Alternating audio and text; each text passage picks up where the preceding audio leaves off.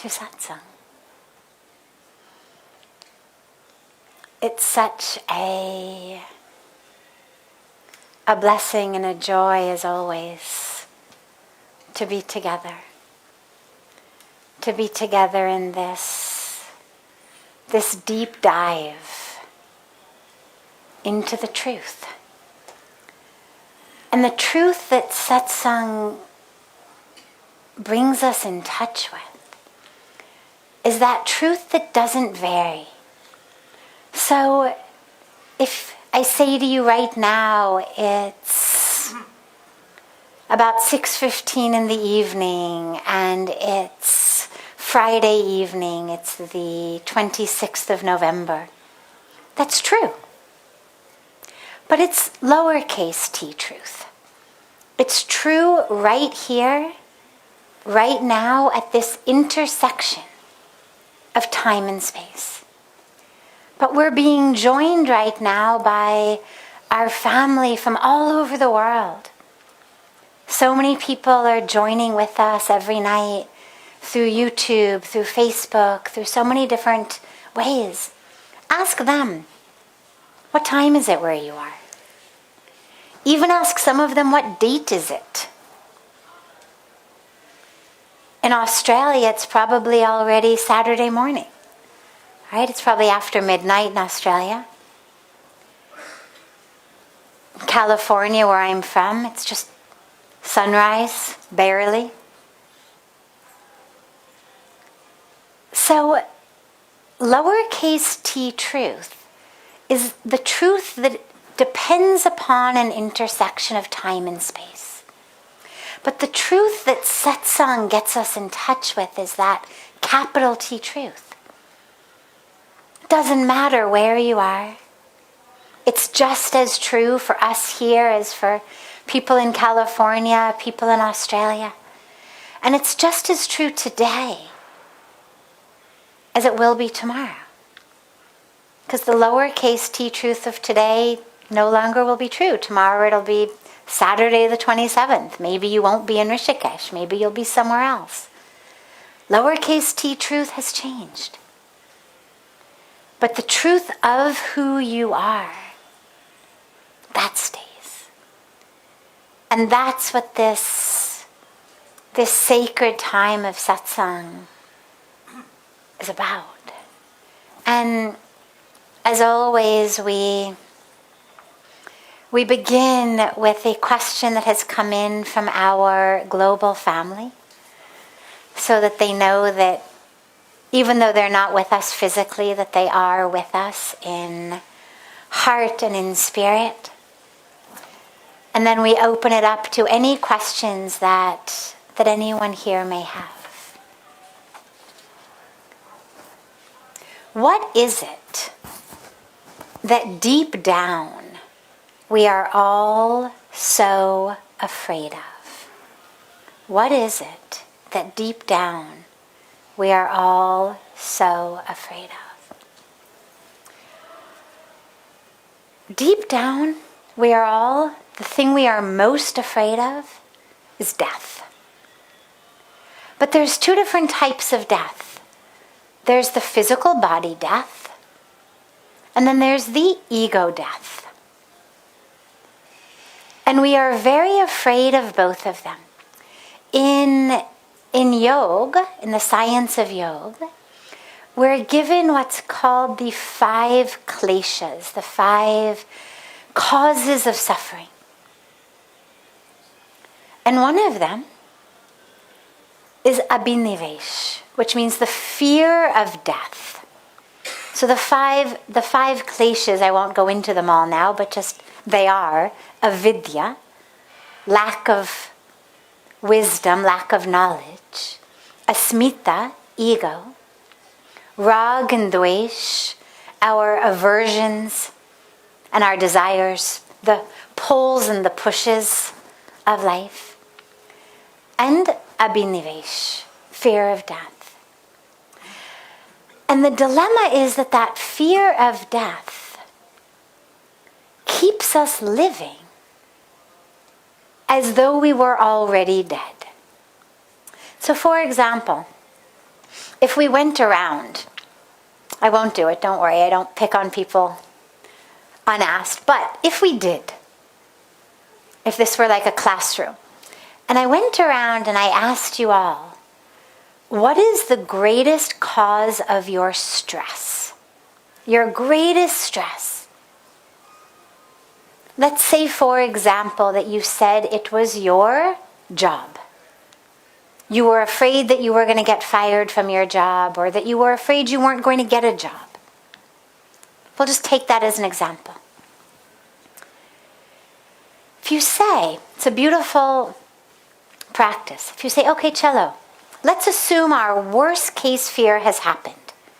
I've been fired from my job, or I didn't get the job that I wanted. Okay, then what? Well, then I won't have any money. Okay, then what? Well, then I'll be homeless. Okay, then what? Well, then I won't have any food to eat. Okay, then what? And eventually what you find is the then what answer is, then I will die. Okay? So the reason I am so worried about my job is because on a deep level, I may not be aware of it consciously, but on a deep level, I have made that leap from my job to my death. If I don't get this job, I will die.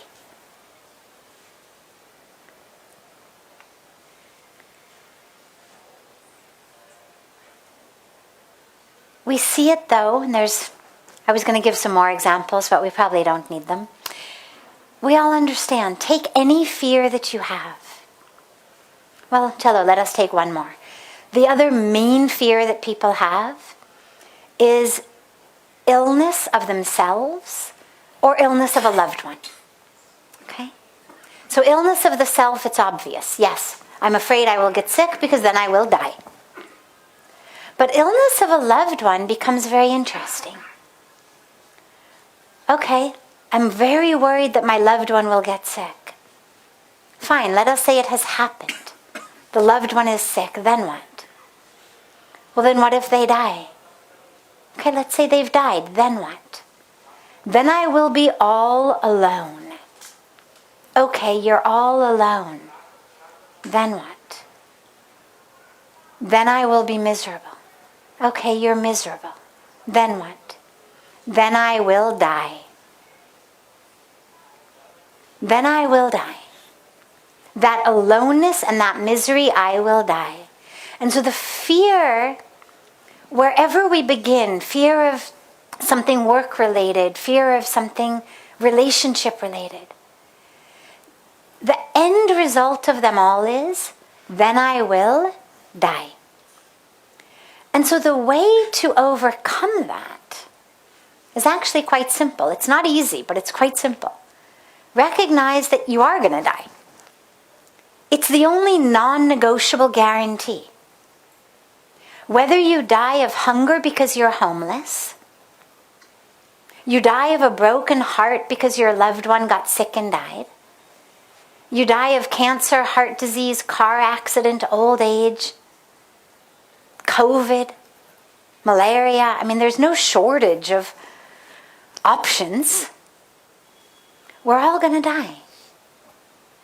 You know, right across Ganga from us, on our beautiful Parmarth Ghat, if you go across Ganga and then you go down Ganga, is where the cremation ghats of Rishikesh are.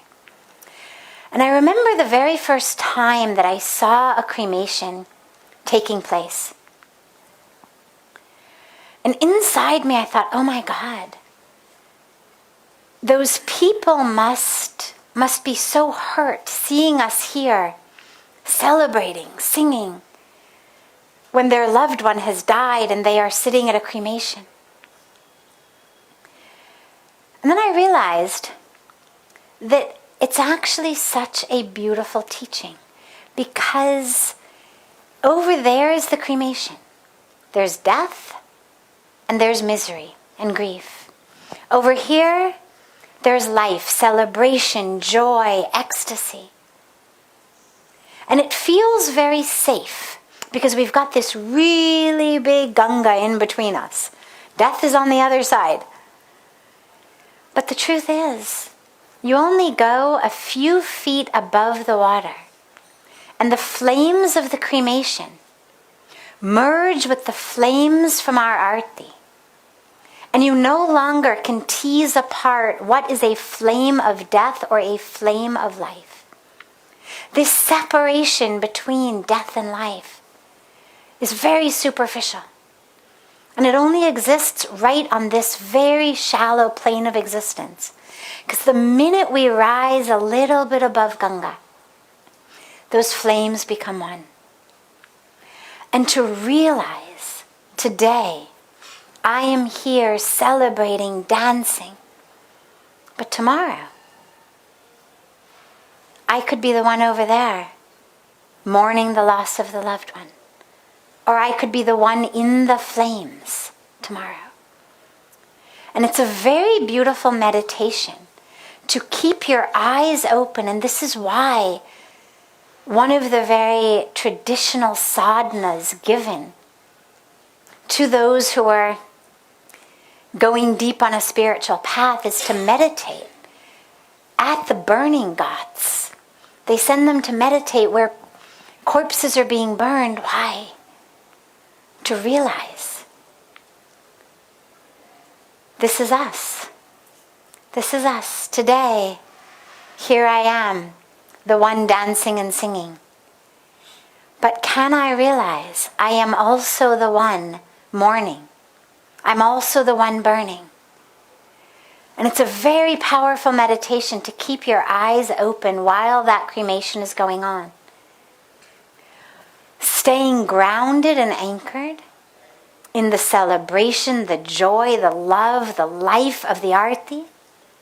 And simultaneously, open your awareness to the presence of that grief. And even to the presence of death. Because we are not separate from them. We are one with them. So the way out of, the freedom from this fear of death is to recognize we're all dying. And ultimately there's nothing we can do about it. Yes, eat healthy, exercise, get enough sleep, wear your seatbelt, drive slowly. But ultimately it's in the divine's hands, we know that. Swami Vivekananda said so beautifully, he said, the bullet that is meant to take my life will take it, even if I am surrounded by 1,000 guards. And the bullet that is not meant to take my life won't take it, even if it is fired at point blank range. So ultimately it's not in our hands. But we have to accept that because it's the core truth of life. We are dying. And so then the question becomes, well, okay, so I know I'm dying. Let me at least, for God's sakes, live before I die. This fear of death kills us before we die. I'm so afraid about the job, about the house, about the relationship, that I live my life with this death grip on life. So we have to live. But along with that, the other piece is that ego death. Because when you say to people, what are you most afraid of? What are you most stressed about? Some will say the job, some will say a loved one getting sick. Some will give you things that actually end up not in physical death, but in humiliation. So for example, if you look at phobias, I'm a student of psychology, so if you look at phobias, what people are most afraid of, well, most of them are things that have to do with protecting our physical bodies. Afraid of heights. That's good. We should be afraid of heights. Afraid of very closed spaces. That's good also. You don't want to suffocate.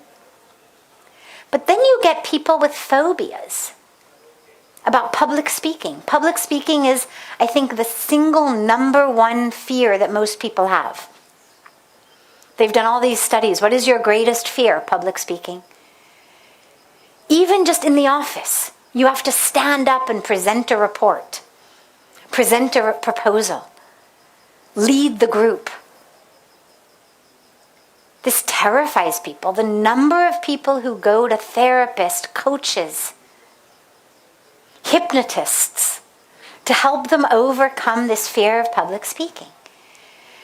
Now you think, that's very interesting, because what's the greatest fear? Okay, I make a horrible fool of myself. I freeze. I forget everything I'm going to say. I can't speak. Okay, so you made a fool of yourself. Big deal. But that's a big terror for people, and it's a terror because it's an ego death. And we are so identified with our ego, with our identification, with our stories, with our dramas, with our roles, that we fear ego death like we fear physical death. And the solution in many ways is the same, which is, ultimately, if you've never been embarrassed or you've never failed, it means you've never lived. It means you've never taken a risk. It means you've played it so safe your whole life, just doing what the neighbors will like. Chalo padosi kya kahenge? Samne wale kya kahenge? We get so worried about samne wala or padosi that we don't actually live our lives, as though somehow our highest goal was just to keep samne wala happy, keep padosi happy. That's not our highest goal. That is not what we took birth for. So if you've never been embarrassed or you've never failed, it means you haven't lived. So start asking yourself, whenever you have that fear, I'm going to fail, I'm going to be embarrassed, I'm going to be humiliated. Tell yourself, yeah, maybe. But if I don't take the risk, then I've already stopped living today.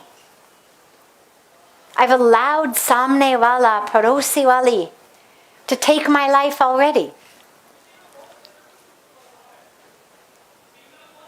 Don't do that. So that's where courage comes in. And yeah, it's not easy. But think about kids in a swimming pool. My parents live in Los Angeles at this complex with a big swimming pool, and of course there's lots of children there. And if you spend some time at the swimming pool, what you see is there'll be a little child on the side of the pool, and their mom or their dad or their sister or brother is inside the pool with their arms up saying, "Jump, jump." And the little kid on the side of the pool is going, and they kind of run back and forth. And the mom or the dad or the sister says, come on, jump, jump, I'll catch you. And the kid goes, But eventually the child jumps. And of course they get caught. Of course the mom or the dad or the sister or brother catch them. And then what happens? They squeal in delight. They are so excited. And then they say, again, one more. And then they keep doing it, until the mom or dad says, chalo bahut ho gaya.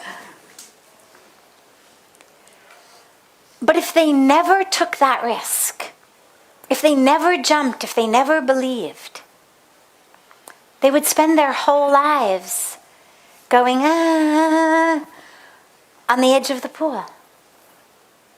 They jump because they have faith, because they know that's my mom, that's my dad, that's my didi, that's my bhaiya. And in the same way, we have to have faith. The universe is going to catch you. Doesn't mean you won't ever be embarrassed. Doesn't mean you won't ever fail.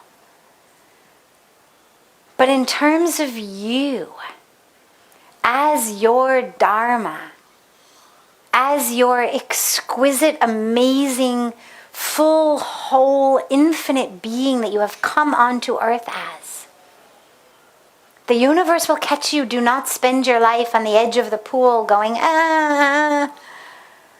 jump. Take the risk. Don't let fear steal your life.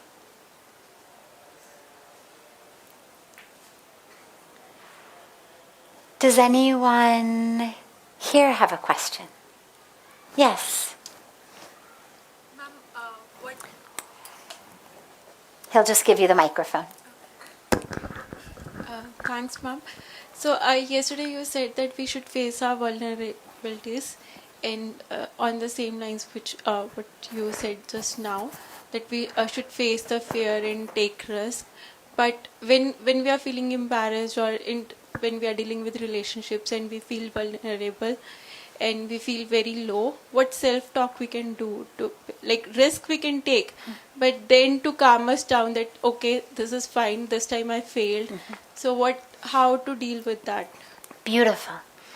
So it's critical to realize that those in a relationship who are rejecting us or making us feel low, not accepting us, not wanting us, again, whether it's a job or a relationship, to realize that is about them, it is not about you.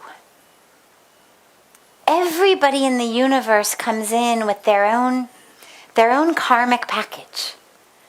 And as part of the karmic package, they have their own toolbox. And our toolboxes are made throughout our lives, the experiences that we've had. So for example, if I'm raised in a family where I'm taught patience and compassion, love, responsibility, commitment, those are the virtues and the values I'm going to have in my life when a moment in my life requires patience, requires compassion. I will have that because it's in my toolbox. But imagine that I was raised in a situation where I didn't learn any of that. I didn't receive any of that. Instead, my toolbox has impatience, fear, confusion, because that's what I was raised with. That's what I experienced in my family, in my background, in my community. So my toolbox doesn't have patience, compassion, faith, trust. So when a situation in life arises that I need patience, or I need compassion, or I need trust, and I don't have it, I'm going to respond with impatience. I'm going to respond with anger. I'm going to respond with rejection. That's not because of you. That's because of me and my empty toolbox. And it's vitally important to realize we are not what Samne Wala thinks of us, regardless of who Samne Wala may be. Whether it's in a relationship, whether it's parosi, whether it's followers on social media. And this is why we meditate. This is when we speak about Gyan. Gyan tells us who we are. This is why when we meditate, we ask ourselves, who am I? Who am I? It's why we chant mantras like Aham Brahmasmi, or Soham, I am that. I am the divine, because it teaches us that's who I am. It's why we study the Shastras that teach us Isha Vasyamidam Sarvam Yat Kincha Jagatyam Jagat. Everything in the universe is pervaded by the divine. So are you. Regardless of what Samne Wala thinks. And so all of that spiritual practice keeps us grounded, keeps us anchored. Throughout your life, there will be people who will reject you, who will criticize you. And if there aren't, again, it means you haven't taken any risks. It means you've spent your whole life just trying to keep everybody happy. There will always be people who will criticize. And the more you accomplish, the more you do, the more you get it. Unse puchiena. Right? Naturally, there will be people who criticize. Naturally, there will be people who will reject you. The greater you become, the more you accomplish, the more you will have people who are ready to criticize, who are ready to belittle, who are ready to reject. And that is where our spiritual connection is so important. Because then we are able to remember our truth and to stand in it. Even if Samnewala is reacting with impatience, frustration, anger, rejection, I don't need their approval to feel good about myself. If we don't know who we are, then we look to everyone around us to find out who we are. So people are nice to us, we feel good. I must be a good person. People are not nice to us, we feel badly. I'm a useless person. No.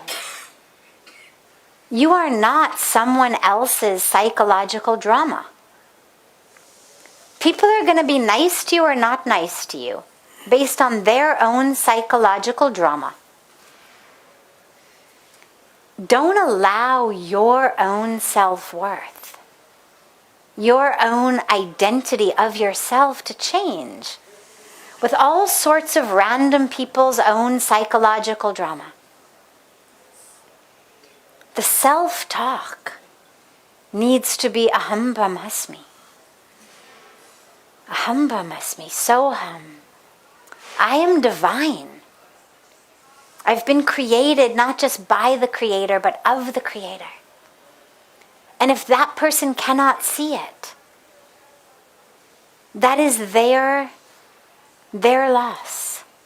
But at least I can see it. Okay? Good. Yes.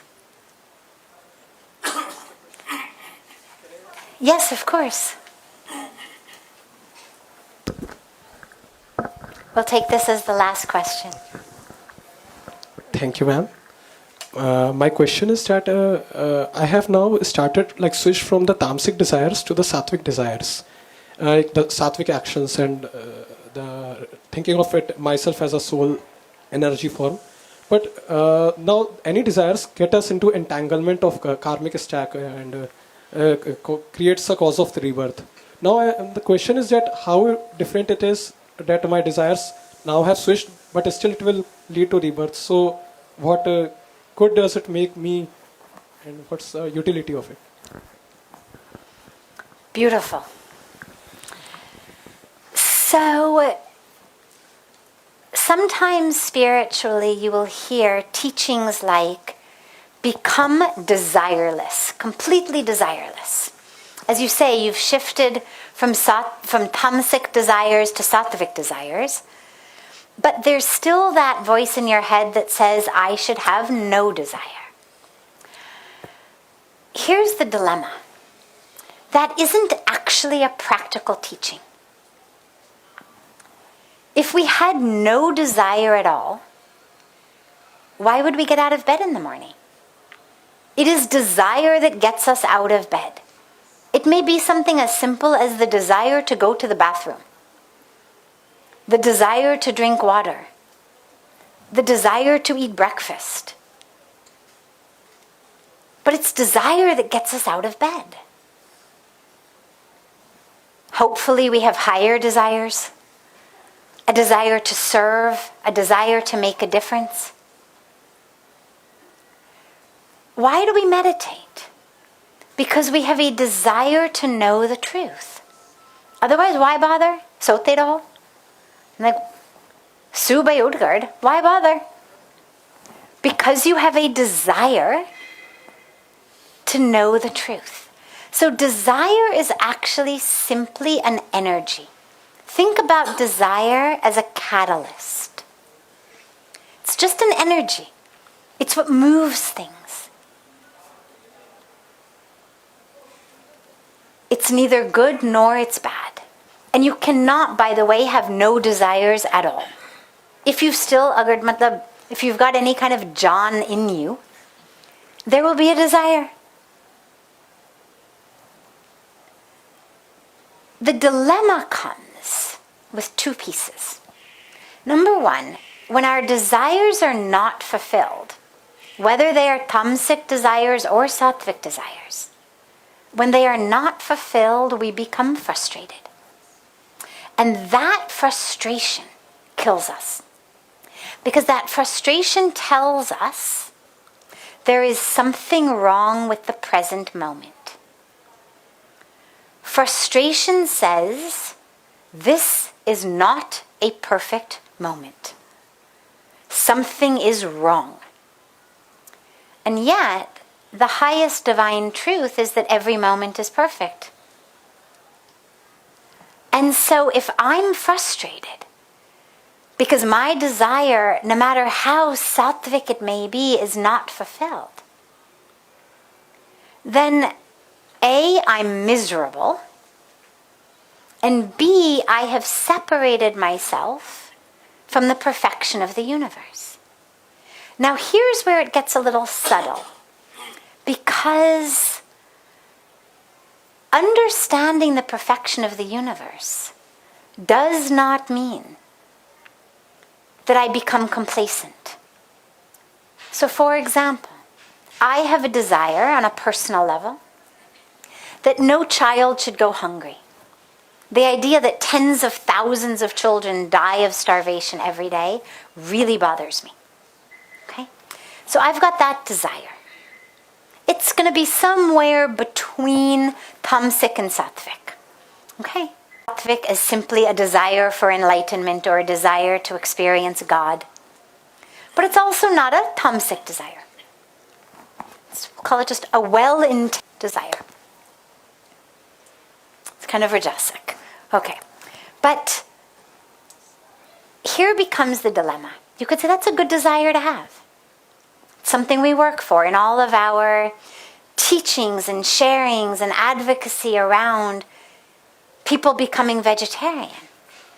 Well, one of the reasons for that, one of the main reasons is that the meat industry, animal agriculture, the raising of animals for food, is one of the greatest causes of world hunger.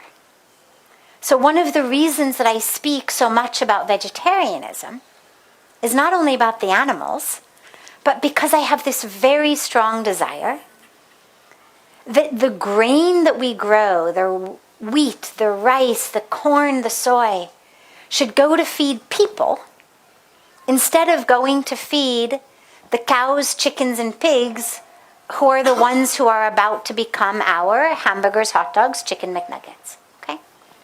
So you could say that is a good desire, a good way of service. The dilemma becomes, if I become attached to the desire becoming fulfilled, and at the end of every day, I go on Google, and I see that children died today, that people were still eating meat today. If I become miserable, then I become useless to my cause. I'll tell you a personal story. Some of you may have heard it, those who come to satsang a lot.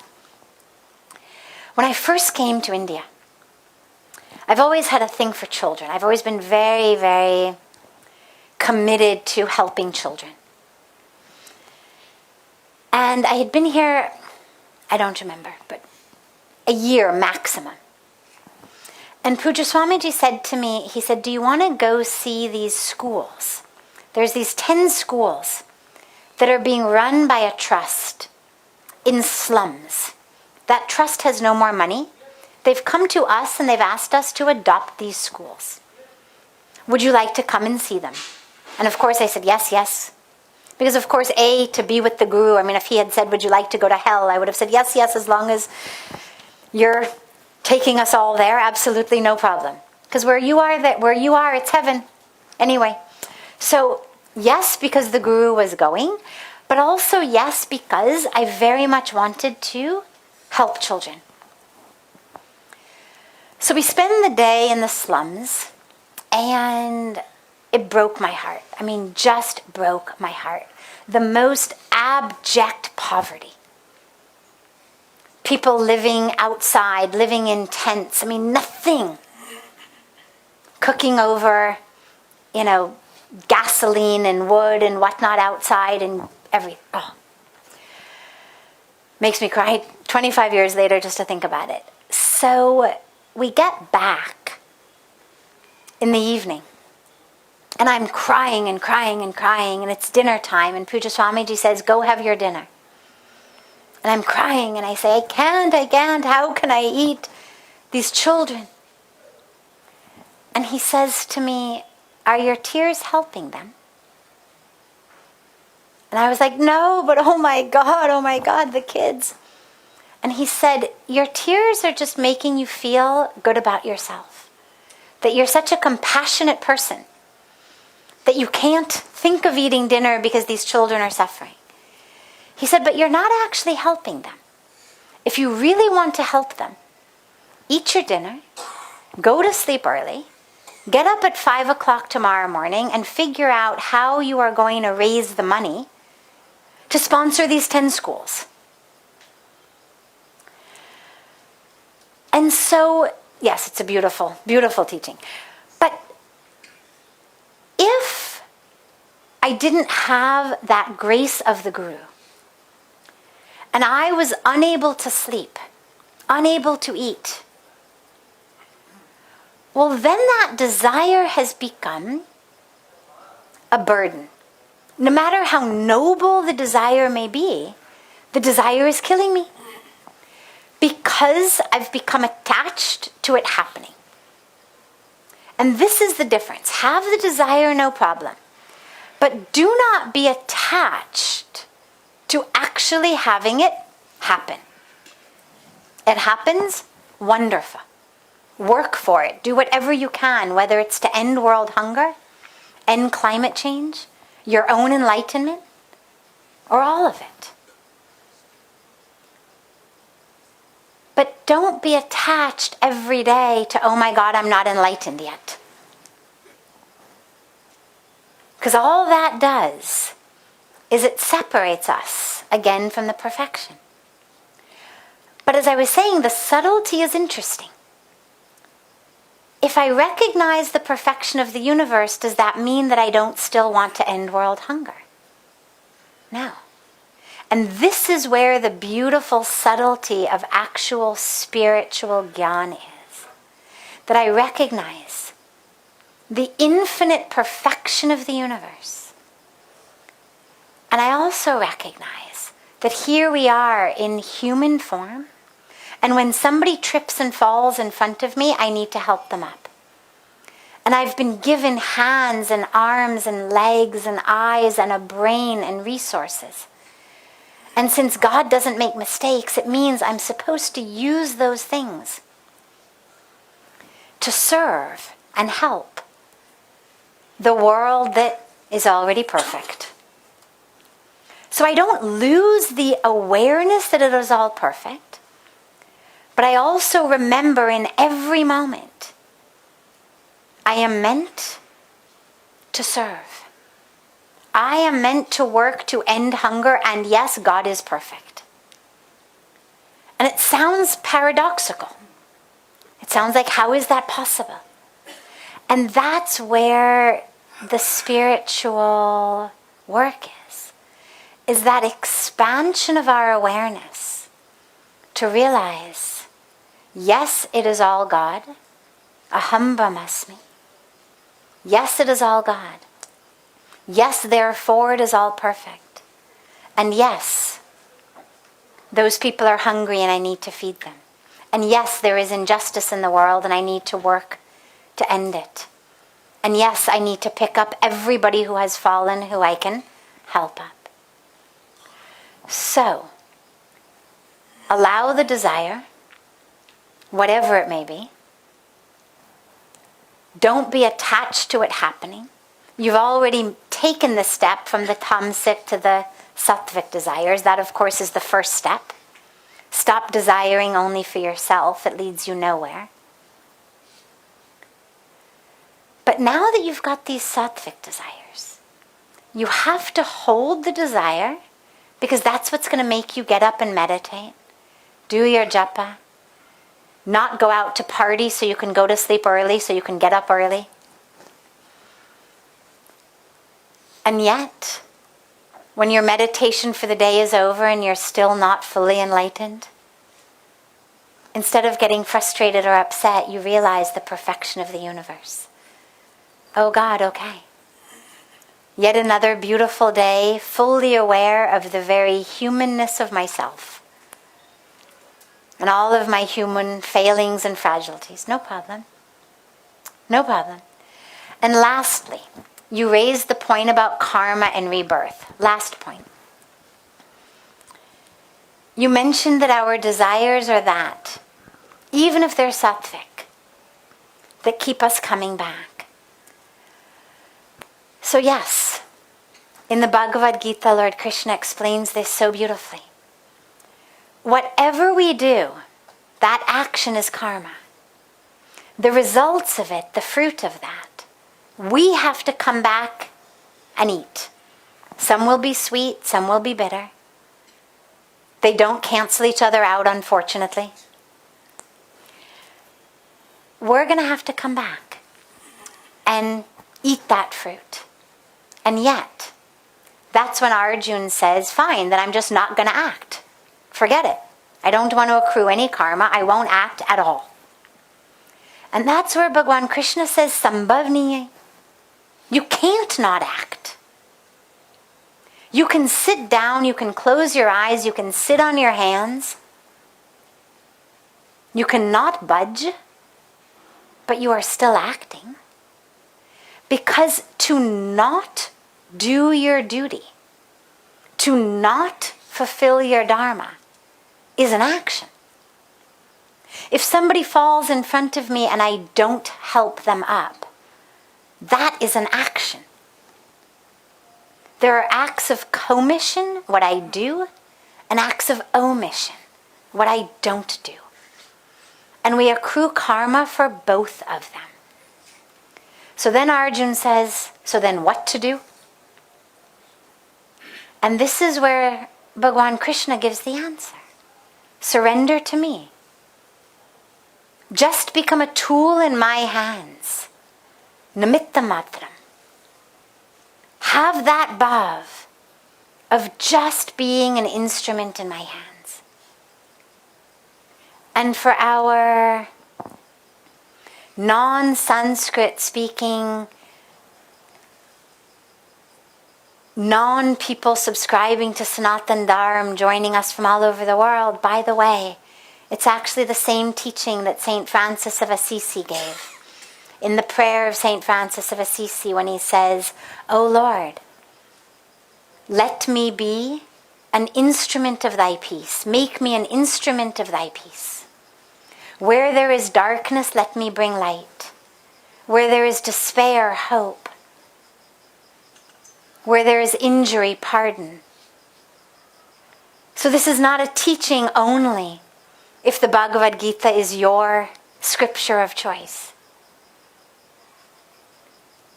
But as we in Sanatan Dharma believe in rebirth and reincarnation and karma, the only way out is this nimitta matram bhav. Just have that feeling to God, I am not the doer. I am just the instrument. Like this microphone is not going to accrue any karma based on the quality of what I speak. Right? It's not going to get sweet fruits for a really good talk. It's not going to get bitter fruits for one that didn't go so well. It's just an instrument. Nobody's going to hold the mic responsible. If I say something slanderous or I say something horrible, nobody's going to come up and beat the microphone. How dare you relay that? If it goes on YouTube and Facebook, nobody's going to come and smash the camera and the wires. How dare you do that? Nobody's going to go and attack whoever the inventor of the internet was. How dare you? They understand ki maine bola. It's not the microphone's fault. It's not the camera's fault. It's not the wire fault. And in the same way, this is where Bhagwan Krishna says, just become an instrument. But it's tricky because it requires a level of purity. Purity of mind and heart. Nato, it's so easy. Wo to maine nahi mara, Bhagwan ne mara mere through. Main to bas ek madhyam hoon. Right? You see how it can go the other way. It's not my fault the guy got hit. God chose to pick up my hand and slap the guy. Main kya karu? And this is where sadhana is so important. That's where the purification of our mind and our heart is so important. Because only then can we really be an instrument in God's hands. Bhagwan Krishna is not saying, do whatever you want, but blame me. Act in anger, act in ego, but then blame me. That is not the point.